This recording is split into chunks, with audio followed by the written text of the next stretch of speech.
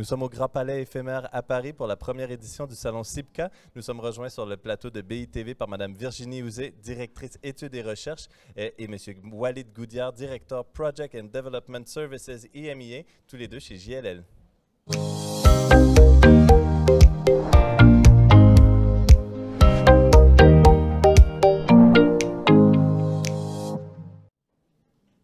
Walid Goudiard, Virginie Ouzé, merci d'être avec nous sur le plateau de BITV.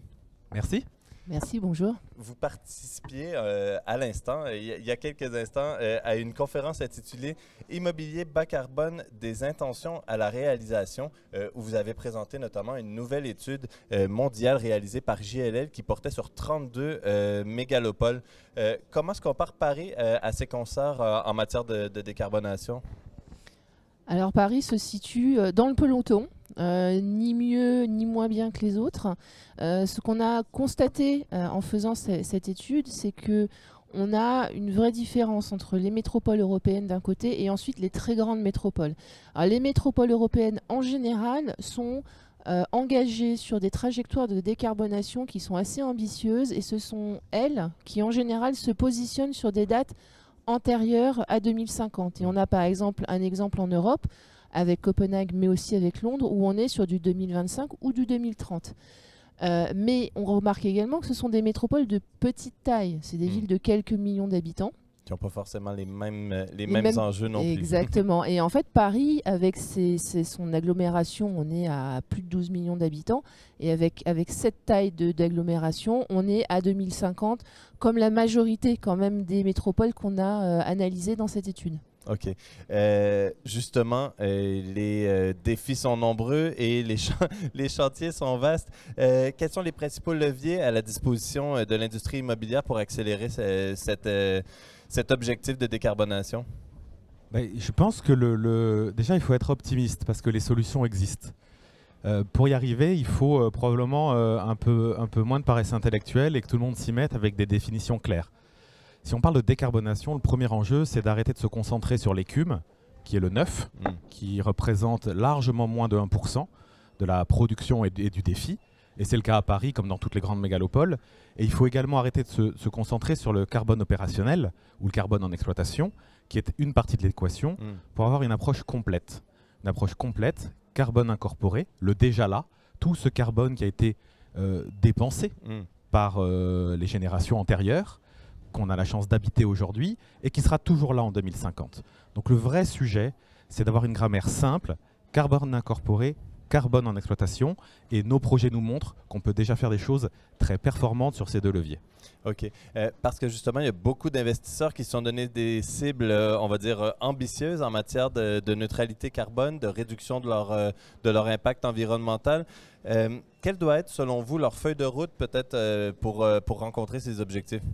En fait, la feuille de route pour rencontrer ces objectifs, elle est simple. Il y a une première étape dans laquelle on est. Tous ces investisseurs sont en train de bouger avec des référentiels qui émergent comme des références, comme le CREM, comme les SBTI. Et on arrive à avoir de belles performances sur l'empreinte carbone avec des réductions de l'ordre de 50% ou plus. Mais ça n'est qu'une première étape. La deuxième étape, c'est celle du nouveau paradigme de valeur dans l'industrie. On est clairement en train de passer d'une industrie qui faisait des multiplications et des divisions avec des mètres carrés et des euros, tout le monde y arrive encore à peu près, et bien, il faut rajouter deux autres facteurs qui sont le E et le S dans le ESG. Le E, c'est les kilogrammes carbone, et le S, c'est la définition ô combien difficile de ce que veut dire un impact positif, un impact social positif. Et ça, clairement, on voit un nouveau monde s'ouvrir. Je vais vous donner deux exemples. Un exemple très concret.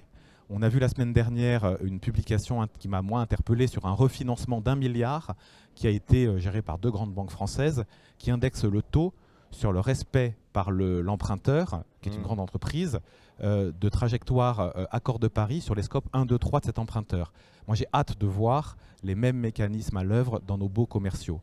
Autre exemple, pour venir sur le social, le PLU de Paris, on le trouve exemplaire, on le trouve avant-gardiste, mais il est clair qu'il y a encore un gap énorme entre la manière dont le marché l'accueille et la manière et les intentions qui sont là. Parce que le paradigme à nouveau a changé. Plus de mixité bureau-logement, au sein du logement, au sein du bureau, mixité entre guillemets, entre les riches et les plus nécessiteux. Ça veut vraiment dire une nouvelle manière de fabriquer la valeur. Donc, si je résume, il y a déjà beaucoup de solutions, mais il y a aussi un long chemin à parcourir devant nous, si j'ai bien compris. Je pense, Virginie me corrigera, les solutions, elles existent déjà dans la réglementation. Les PLU, le plan empreinte de PLD, la RE 2020, le décret tertiaire, la ZAN, tout ça, ça va dans le bon sens. Les solutions, elles existent chez les investisseurs, tous, ou quasiment tous, nos études le montrent, en France comme dans le monde, ont désormais des feuilles de route très ambitieuses. Les solutions existent chez les locataires. Là, c'est intéressant parce que je trouve ça très sain qu'une bonne partie de la pression vienne aussi des salariés. Emmanuel Faber, qui est maintenant au bord de Monde des IFRS, le soulignait dans une interview récente, et je suis tout à fait d'accord.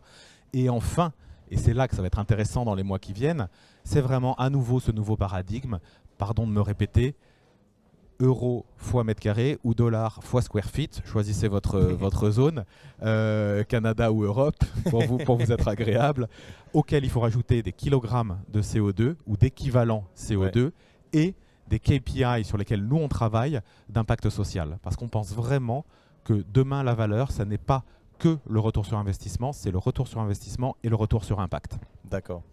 Et juste pour compléter ce que disait Walid, un élément à rajouter sur toute cette dimension finalement qui est technique ou financière, c'est bien évidemment les comportements. Et c'est peut-être ce qui va être le plus difficile à challenger dans les prochaines années, c'est remettre en cause notre façon, pas simplement de travailler, mais de consommer et de vivre au quotidien. Et pour revenir sur ces fameuses métropoles européennes très avancées, l'adjointe au maire de Copenhague disait qu'aujourd'hui, malgré tous les investissements qu'ils avaient pu déployer depuis des années pour arriver au net zéro carbone, la pierre d'achoppement encore aujourd'hui, c'est le comportement des habitants de la ville. Donc on a du boulot. Donc c'est à chacun de nous de participer, si j'ai bien compris. Parfait. On est tous acteurs. Merci beaucoup à tous les deux pour votre temps, pour cet éclairage très intéressant.